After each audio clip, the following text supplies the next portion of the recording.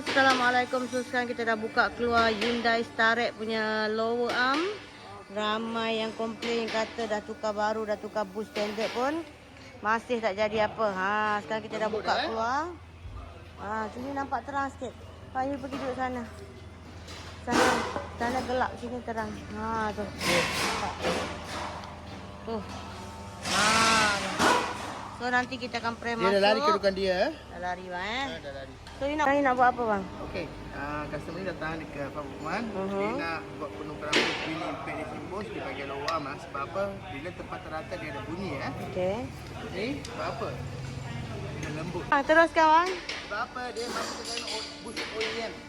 Bush apa maksud bush OEM? Bush OEM ni dia ada dua kedudukan. Nampak perbezaan antara dua ni? Kedudukan ni dah rapat. Dia dah pergi ke bawah. Ini dah turun dah. Okey, ini. Jadi yang ini pula dia dah kesan crack ini dia dah kesan crack. Nampak? So yang ni baru goyang pakai tangan. Ya, kalau duduk dekat kereta lagi kuat bunyi. Lagi kuat Lepas tu bojong dia pun ada bunyi. Tu. Nampak tu. Koyak. Dah grease dah kering dalam tu. Tukar bojong yang baru, tukar bush heavy duty. Pakai lower arm yang asal. Okey. Yes. Kita akan tukarkan balik di main frame. Besi ni kita tukar balik sebab dia masuk ori. Kita hanya buat penukaran bush mini pad. Okey, ramai yang tanya apa itu kegunaan bush mini pad. Jom.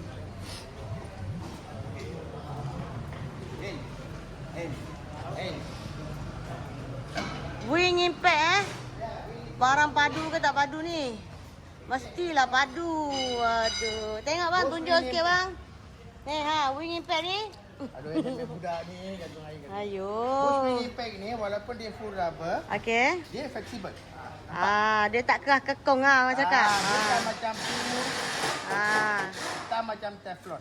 Okey. Full rubber. Okey. Ada main Jom untuk lagi jelas. Ni Honda Accord SDA ataupun Odyssey Okay. Nampak tak? Ni. Kalau PU dia tak main. Tak main, betul bang. Baru dia main. Ini kalau kerah kekong ni. Yeah. Macam tu. Ini pula teflon. Ini memang macam kayu batu punya ni. Okay, so you boleh terangkan saya you punya wing impact brand ni, apa kelebihan dia?